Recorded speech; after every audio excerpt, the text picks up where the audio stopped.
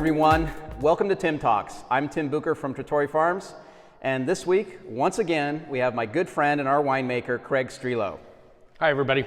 So Craig, last week you talked about white wine making, and I hope folks enjoyed that.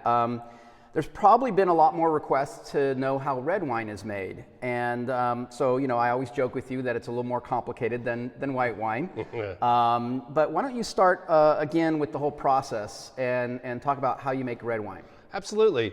So once again, as I mentioned in our previous Tim Talk video, we always pick at night. We're really trying to bring the fruit in with the highest quality and have it ice cold so that it doesn't start fermenting by the time we get it into the tank. Right. So we bring it in and it goes through the sorting table, our shaker table again, where we're picking out any clusters that don't look good, leaves, anything that other than grapes. From there, it goes into one of these elevators and it goes into our destemmer.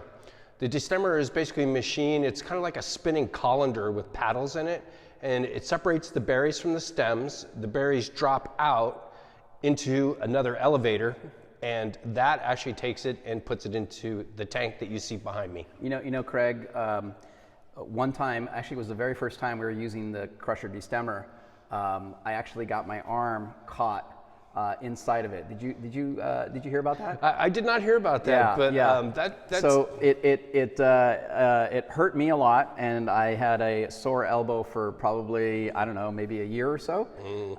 And instead of tennis elbow or golfing elbow, I called it Pinot elbow. Pinot elbow. Yes, because we were making Pinot that day. Very dangerous. Back to the real story here, though.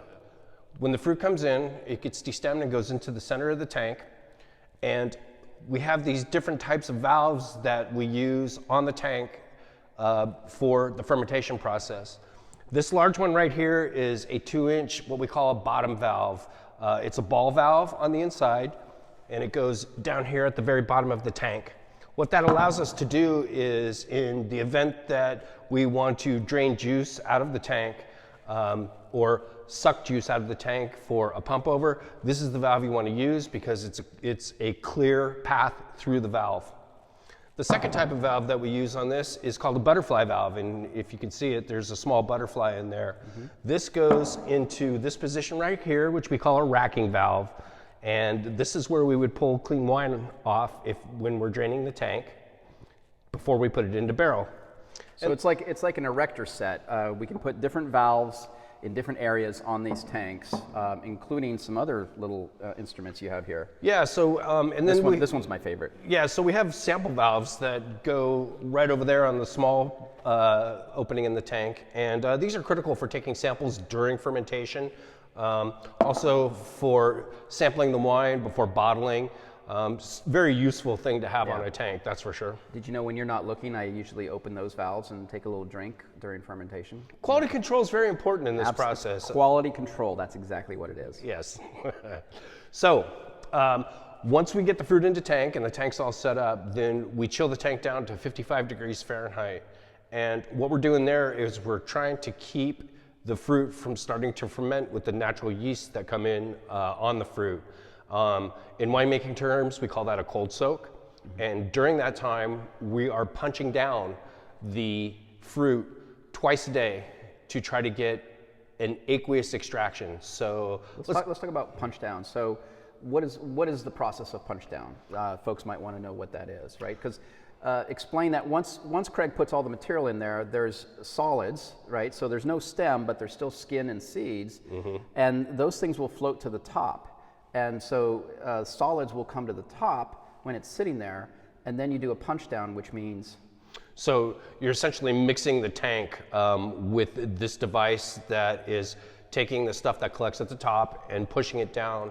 And one of the main functions of it is to get the skins in contact with the juice that's in the tank. There's a lot of really good water-soluble flavor compounds in there that we're trying to extract. An analogy that I like to use is that, let's say you're making fruit salad at home. You could cut up a bunch of fruit and throw it in a bowl and it would juice up after a while, right? And you would have fruit punch.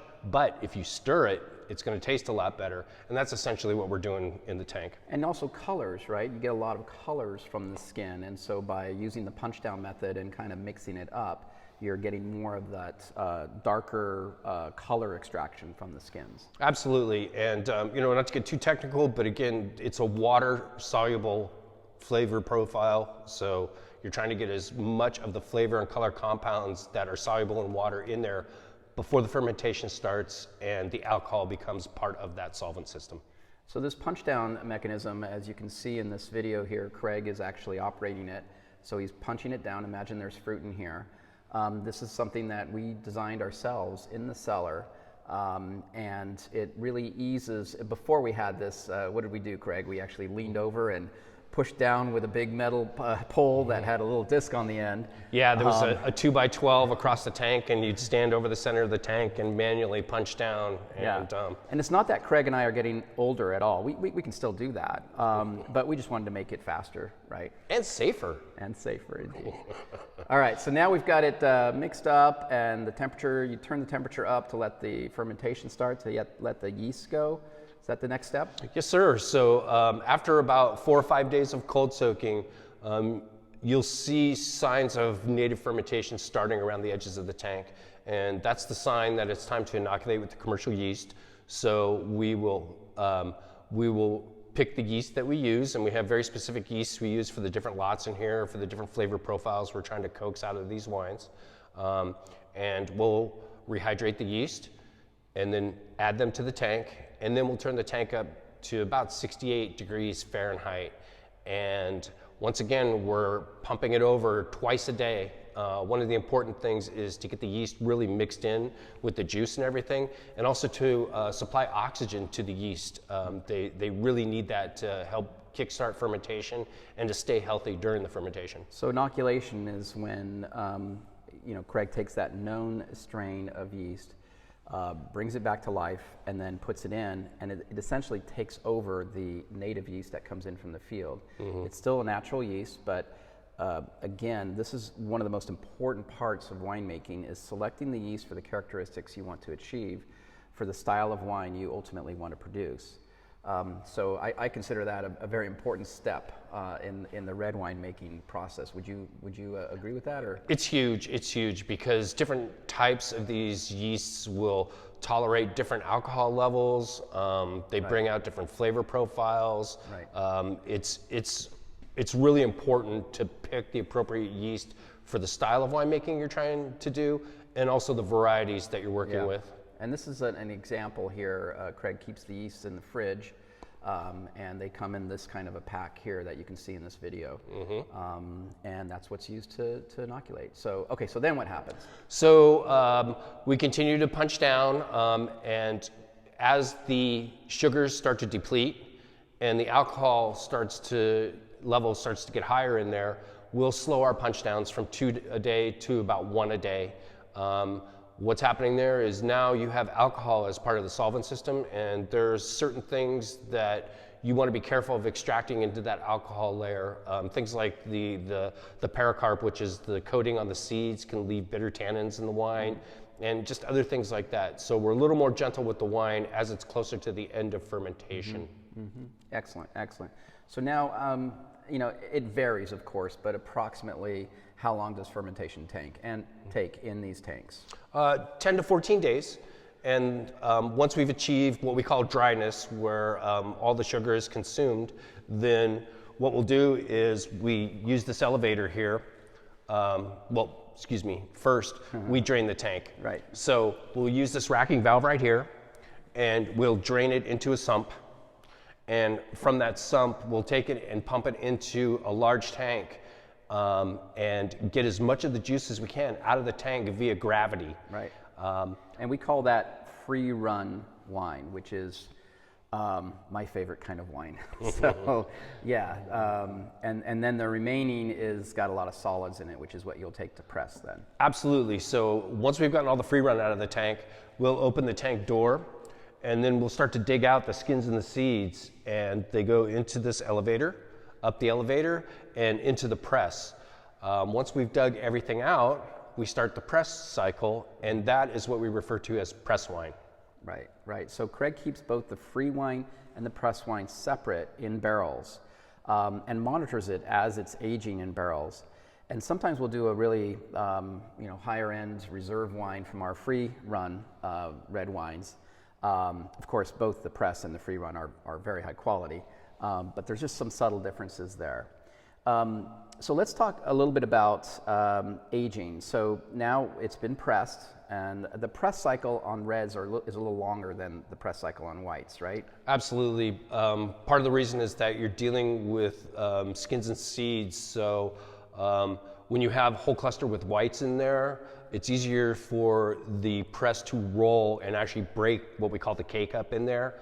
The red wine, the skins and the seeds, they tend to compress a little bit more. So you need to stop, roll the press, and break it up a little more so that it presses thoroughly.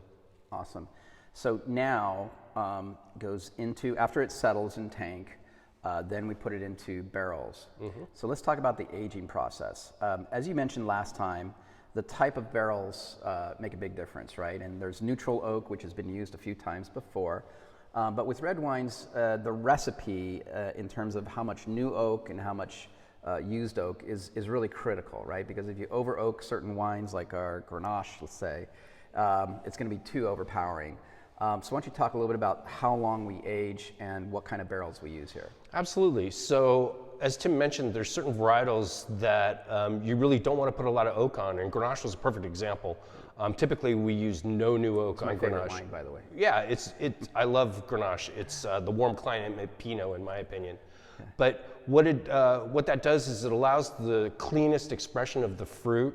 The oak really wouldn't add too much to a Grenache-based wine. It would kind of overpower the lovely aromatics on that varietal. So we use no oak on that. Conversely, Zinfandel, for example, now that you definitely want to have a little bit of a nice oak profile to enhance the sort of dark fruit that comes off from that varietal. So we'll use a little bit of nice sweet oak, and it's all 100% French. We've been using the same 5 or 6 coopers now for as long as I've been here, and it's 100% French. And they're really inexpensive too. Yeah, yeah. New barrels, you'll be surprised, they're very expensive. We pay for French oak somewhere between $1,200 and $1,500, somewhere in there. Yeah, and French oak barrels are very expensive, and but it's a necessary thing to have for sure. If you want to make super high quality wines, French oak is definitely the way to go. Now, a lot of people think that you put the wine in barrels and you just leave it there for a year or maybe 2 years. But the reality is that Craig is constantly checking those barrels. And why do you constantly check those barrels? Well, once the wine's dry and we have it in barrel, it needs to go through the secondary fermentation, which is called the malolactic fermentation. And it's an acid conversion from malic acid to lactic acid. And it's essentially a deacidification. So it's softening the wine a little bit. So I need to monitor that while it's happening in barrel. And then what we do here is once we're done with malolactic fermentation, I take all the wine out of that lot of barrels, put it into a tank, clean out all the lees, which are the dead yeast cells and stuff in the bottom. Sediment. Yeah, the sediment in the bottom of the barrels.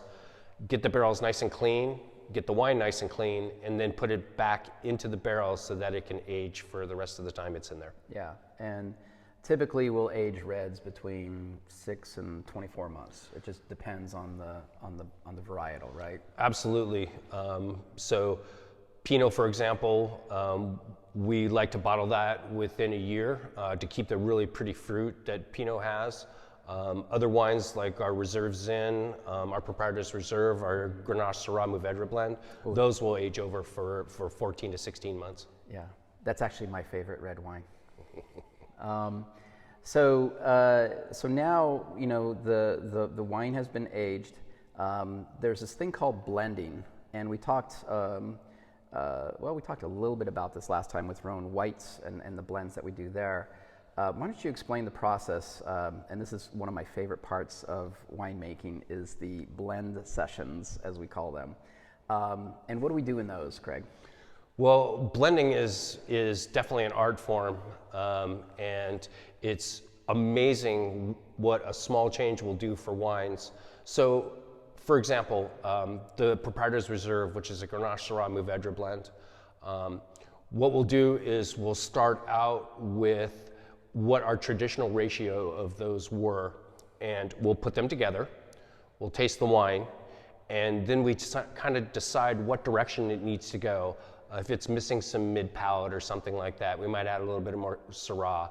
If maybe it needs to be a little more fruity, we'll bump the Grenache up a little bit. And it's really an art form.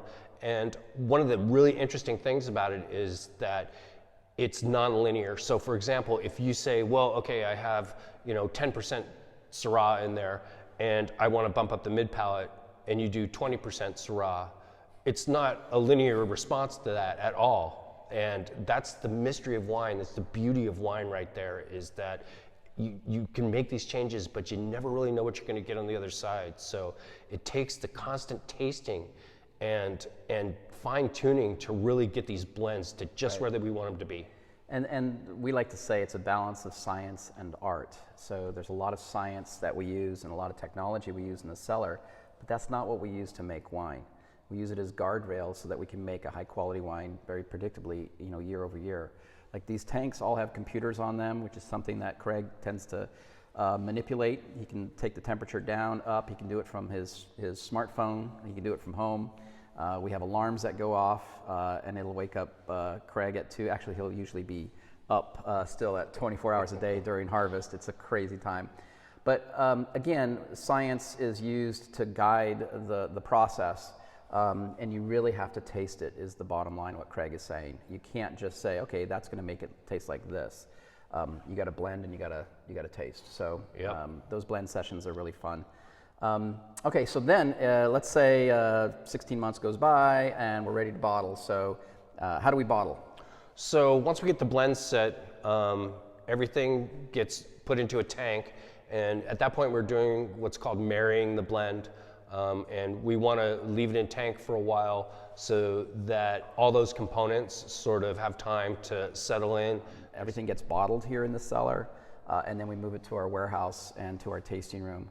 But that's kind of the whole process. Actually, the one thing about bottling that some of you may not know is that when you bottle it, we actually don't sell it right away, especially our red wines. So we usually put it in bottle, and then sometimes we'll let it sit in bottle for 12 months or so.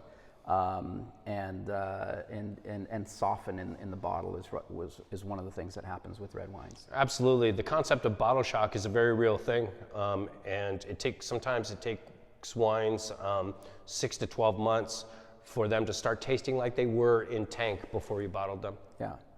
So, Craig, thank you so much for talking about how we make red wine here at Trattori Farms. My pleasure.